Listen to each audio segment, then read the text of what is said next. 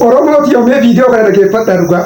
Mootummaa Oromootiin taatee barii kenna namni lubbuun jiru jedhanii sirbii baay'ee sirbi tokko dhiichifne quufina manni kun dhalatte Oromoo maaltu tuqaadha amma irratti kiiloodhaan sudini adoodhaan Oromoon qalamti maaltu tuqa akkam Oromoo waggaa jaguutu tuqama jirti qalamuu jirti dhugaan lamin jirti dhugaan tokko dhuga dubbachuun yakka taateen beekta addunyaa tan gubbaatti baratti bari yakka ta'e malee dhuga dubbachuu yakka taateen beekta dhuga dubbachuun nam bilisoomsis malee nam garboomsee nama rafsiifte nama cuucitee beektu midhaanii fedhanii dhiig namaa qoosuun lubbuu fedhanii dhiig namaa qoosuun yakka lafarlee rayyak fuula bidurallee yakka mootummaa Oromoo gaaf jedhanii mootummaa kan namni hundeessee mastermindiin mootummaa kana Dr. Abiy Ahmed Aliiti. Dr. Abiy Ahmed mootummaan kun mootummaa Oromoo jedhee afaan ofiitiin dubbateen beeku. Paartii Biltsiginnaa Itoophiyaati jedhe. Kan inni dhaaba jiru paartii Itoophiyaa tokkoomsitu. Mootummaan kun yoo lubbuu Oromootis gaafii Oromoo yoo deebise nu eenyaan isii hangooffituuf yookaan eenyaan gorra buusuuf wal dhabna. Balqa Abiy Ahmed Ali gaafii Oromoon gaafate deebisennaan Abiy Ahmed maaliif qeeq yoo dandeen waliin dhaabbanne nyaap dhufayyuu radhoor malee wanni Oromoo wal dhabduuf hin jirtu jechuudha. So wanni wal dhabuu jira ideoloojii. Abiy mootummaa faannooti mitillee mootummaa naftanyaati mitillee mootummaa Oromooti mitillee Abiy Ahmed mootummaa ta'uuf style ofiitiin bocatee bulchuu jira. Mootummaa Oromoo itti sirbita enti jibba Abiyyoon sala mootummaa Oromoo ta'ee gaafii Oromoo eegsis qaamii jibbin jiru. Waan inni hin jedhin garaas jaalate yookaan nama mansiifta jette jechuun faalla dhoofti jechuudha.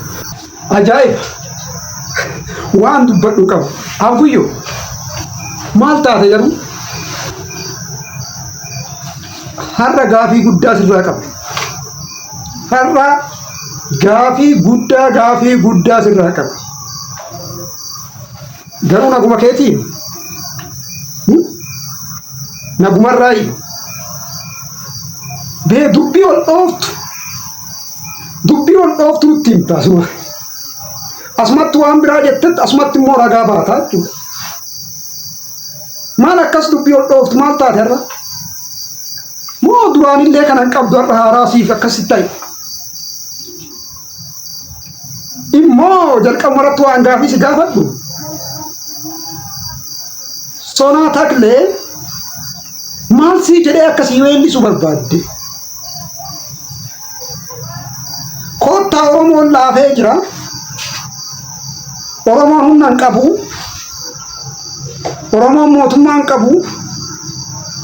Oromoon laafadhaa koottaa shimala fudhadhaatiin tumaa siinaa jedhu barbaadde moo akkasaa jedhee weellisu barbaadde?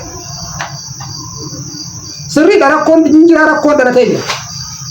Innaa weellisaan kun koottaa nutumaa jedhee haa weellisu barbaadde moo akka ishiin nutti himee.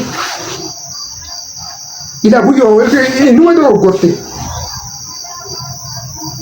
Inuma dogoggorte.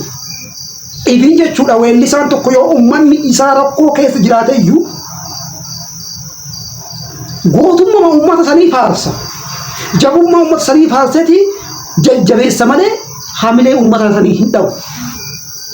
Maal taate garuu guyyoo lakki karatti deebii karaan jirtu dhugaa. Moo ajandaa miidiyaa uudhaaf.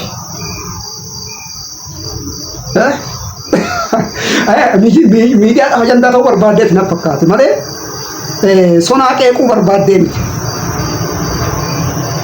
Kan itti aanutti dabamallee dogoggora isaa isa inni biraa jechuudha. Maal jedhee paartiin kuni paartii Oromooti miti mootummaan kuni mootummaa Oromooti miti jedhe. Kana jedhu eeshi jedhee yaa jedhu kana. Maal jedhee amma maal eegaa eeshi mootummaa eenyutu jedhu waan jedhu gaafii nama keessa qaba. Maal jedhee deebisaa mootummaa eenyutu jettee gaafate eeddee gaafii gaafachuu barbaaddu maal jedhee deebisaa mootummaa faallootillee miti. Mootummaa nafxanyaatillee miti. Mootummaa Oromootillee miti. Kuni mootummaa Dr. Abiy Itoophiyaa ittiin bulchuu Biltsiginnaa jedhe hundeessaa jira. Eeshi amma gaafii asikaa. Dr. Abiy Oromoodha moo Oromoo miti amma gaafii. Kana waan qabdu na fakkaata Dr. Abiy Oromoo ta'u. Kanaafuu hayyuun Oromoo tokko ol ka'ee paartii Oromoof ta'a akkatti ittiin bulcha jedhee yoo hundeesse paartiin sun paartii Oromoo ta'uu hin danda'u gaafin jedhu. Siif gaafadhee jira jechuudha. Fakkeen hojiin sii kaasa. abaa'uun gaafa hundaa'u ummanni Oromoo hundi irratti mari'atee itti walii galeeti moo hayyootatu irratti mari'atee hundeesse. Hayyoota irratti mari'atee hundeesse miti. Saatuwaan kafaa olleen kanumaa jechuudha. Hayyootatu irratti mari'ateetini hundeesse. Paartii kamuyyuu ka ummanni olii akka jiru irratti mari'atee hundeessu paartiin hundi akkasitti hundaa'ullee hin jiru jechuudha. Paartiin ilma Oromootiin hundaa'ee paartii Oromooti. Meebi akkaataa itti bulchuu garagara ta'uu danda'a jechuudha. Tokko Itoophiyaa kana keessatti faayidaa Oromoo eessee bulchachuu danda'a. Tokko lakkii an Oromoo bulchachuu danda'a. Kanaaf maarree maal jechuu barbaaddennaaf gaafidha. Ani amma akkanasiin jedhu kana mootummaa deeggaruuf miti beeki. Ani hundarraa niwutiraali mootummallee hin deeggaru jechuudha. Silaa amma ka jedhamuu qabu jechuu silaa amma jechuudha. Isin hunduu kenna Oromiyaan isin hunduufuu hin geetti. Ummanni dararamaa jira. Kanaafuu ummata kanaafiyyuu nagaa buusa.